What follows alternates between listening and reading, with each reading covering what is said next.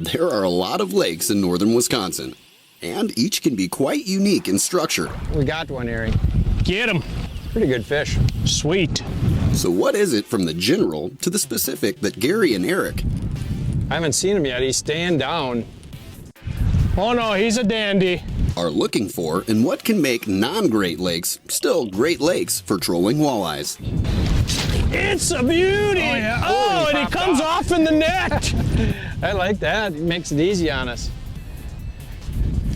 Got this boat coasting in neutral right now, but it's actually windy enough that it's going the perfect speed. I'm trying to stay 1.3 to 1.6. I'll let you grab the fish, Yep. and I'll take care of this treble hook. Yeah, look how fat these fish are. This fish here is eating in the mud, and he's normally, a lot of places mudfish are really, really skinny, but for a fish this size, he's got a good belly on him. A lot of people are going to wonder, how do you go about judging whether or not you control the mud flats or the open water? Well, a couple of parameters that you want to look for. I like to look for lakes that are not super deep in the center, or maybe a big bay. Now, usually it should top out at the most maybe 30 feet. Should have a relatively flat bottom. If there are sunken rock humps, if there are raises or slight dips in the mud basin itself, so much the better. I like having rock humps. A lake that's 15 feet deep that has a few rock humps that come up to 8 or 9. Perfect. Just troll over the tops of the rock humps, troll around the rock humps, but stay out in the basin. This particular lake, that's exactly what we have. We have 13 to 15 feet of water. We've got some rock humps here scattered out here and there. We hit them once in a while.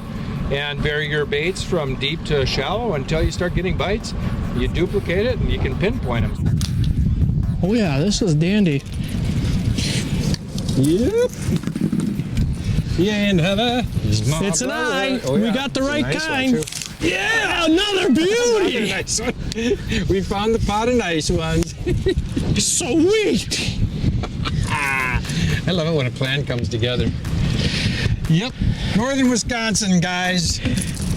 Fishing planer boards on Little Lake. I mean, I'm telling you, obviously this lake's got some fish, but there is no one doing this right now.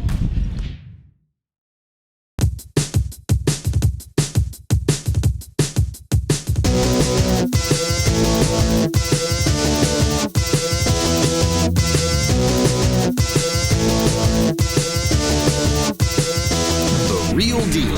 Real fishing information from real fishing experts. Presented by Amsoil.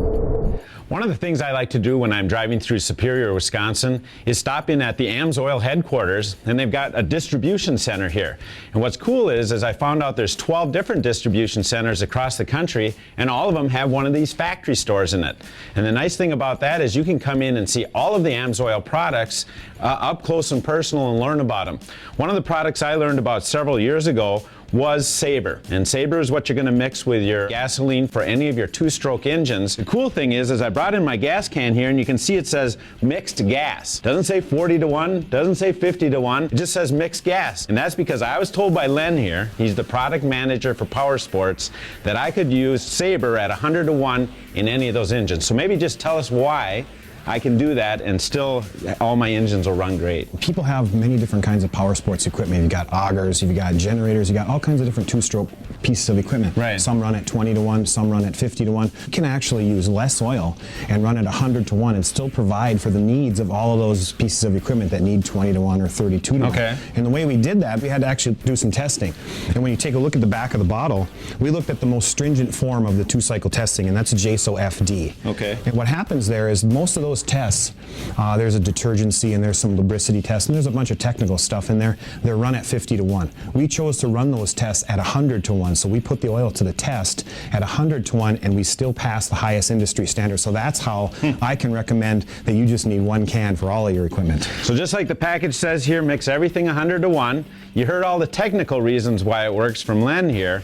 I'm telling you, I've been using it for several years in all my equipment, and it really does work. 40, 50, 100 to 1. Sabre does it all.